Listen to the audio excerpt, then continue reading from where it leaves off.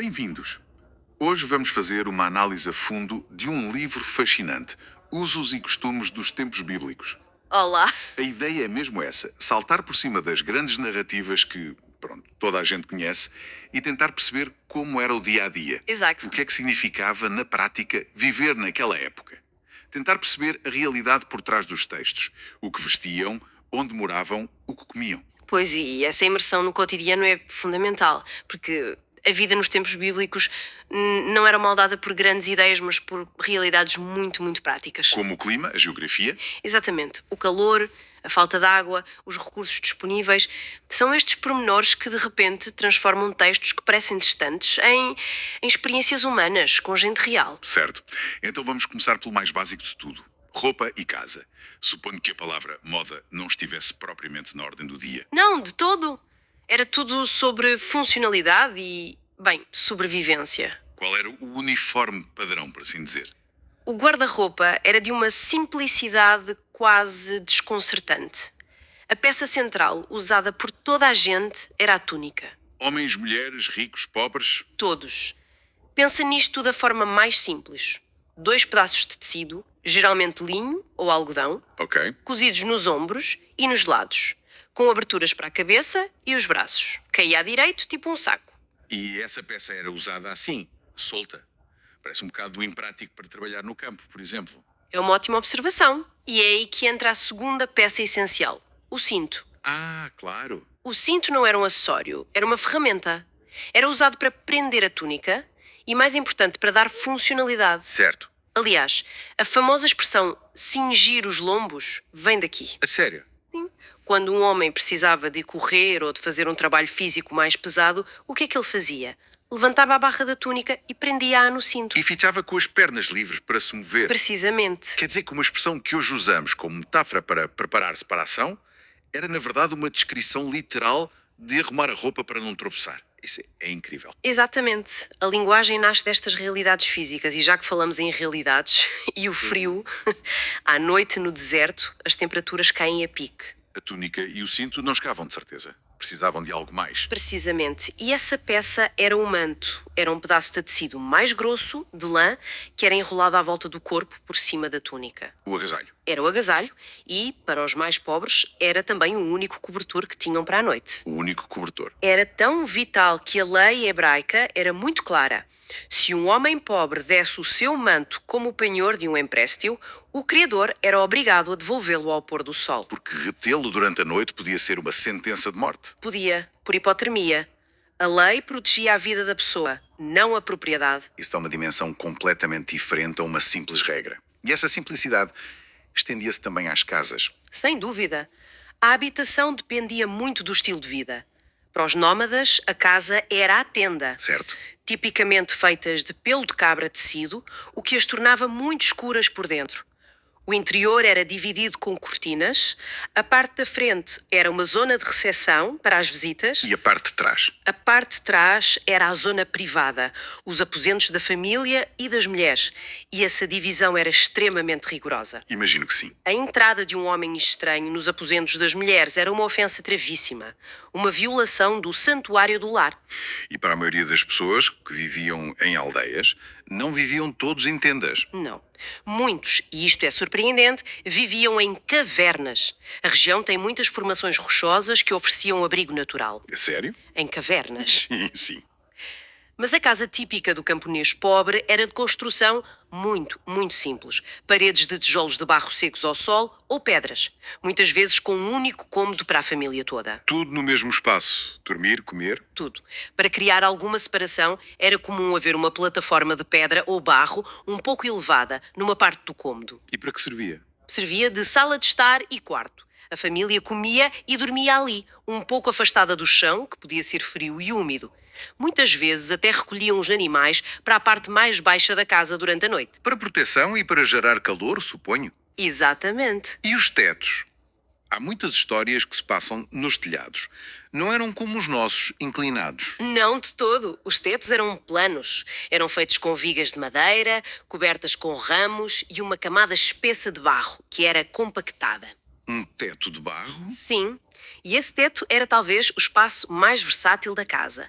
Era uma sala de estar ao ar livre, um quarto nas noites quentes, uma despensa para secar figos e uvas ao sol. A vida social acontecia muito ali, em cima de casa. Acontecia, era um espaço tão utilizado que a lei mosaica exigia a construção de um parapeito à volta, para evitar que alguém caísse, claro. O telhado era o terraço, a varanda e a arrecadação, tudo num só.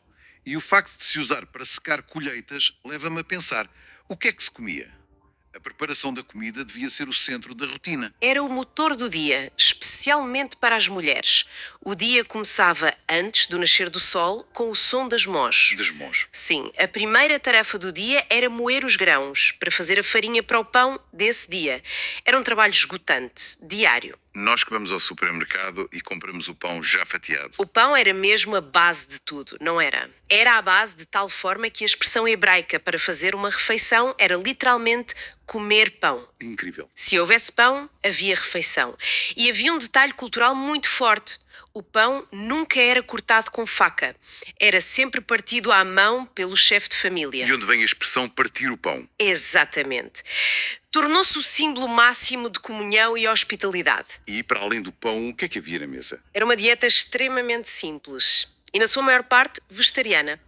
A base era pão, azeitonas, queijo de cabra, frutas da estação e vegetais como lentilhas. E carne? A carne era um luxo absoluto. Só se comia carne em celebrações muito especiais ou para honrar um convidado. Matar um animal para um visitante era o maior sinal de respeito. As fontes também falam muito do azeite de oliva. O azeite era o produto multiusos por excelência. Era a principal fonte de gordura, claro, mas era também o combustível para as lamparinas de barro que iluminavam as casas. Luz.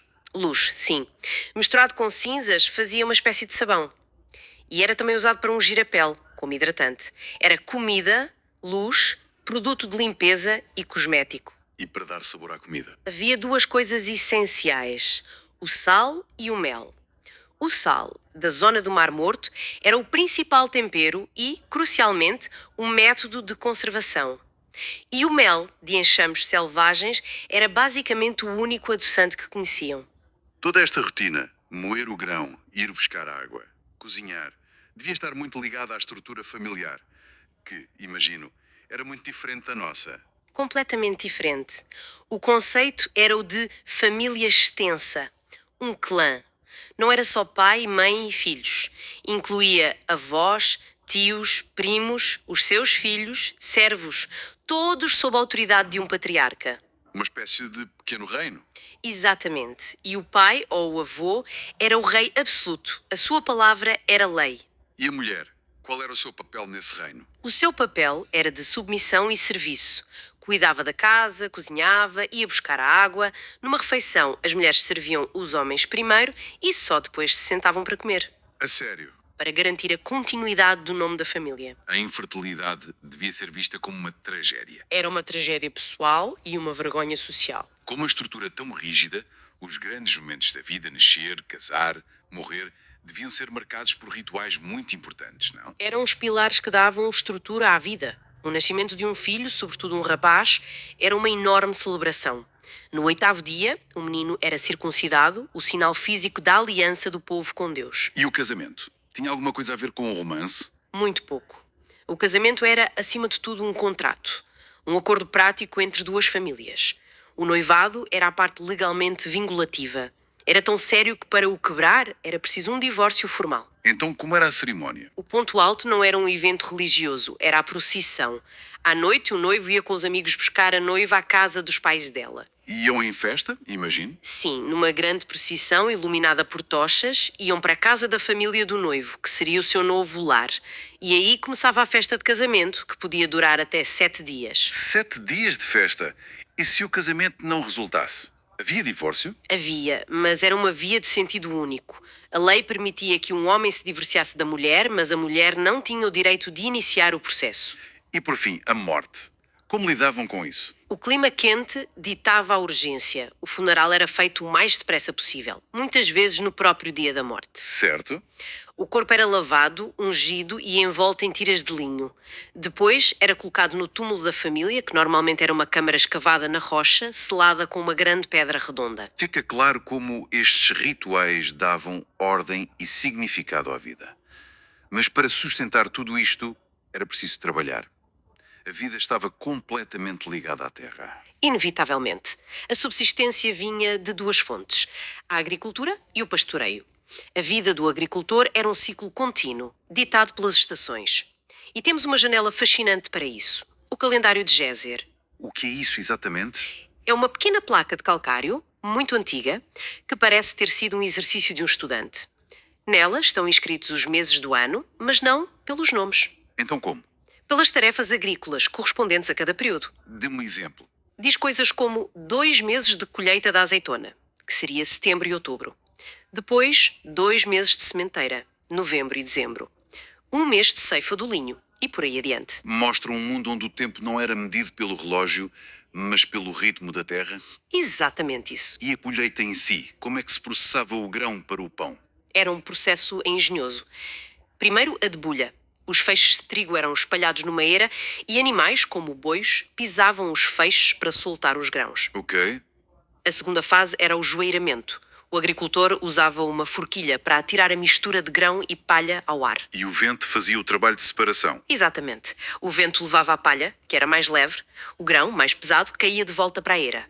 Era usar a natureza como uma ferramenta. Em completo contraste com esta vida fixa do agricultor, estava a vida do pastor. Sim, a vida do pastor era de movimento constante. O seu trabalho era guiar os rebanhos, sempre à procura de pasto e água. As ovelhas eram a sua riqueza.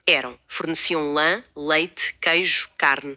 Era uma vida solitária e perigosa, sempre exposto aos elementos e a predadores. Que ferramentas é que tinha para se defender e ao rebanho? O seu equipamento era simples. Tinha o cajado, uma vara longa com uma ponta curva.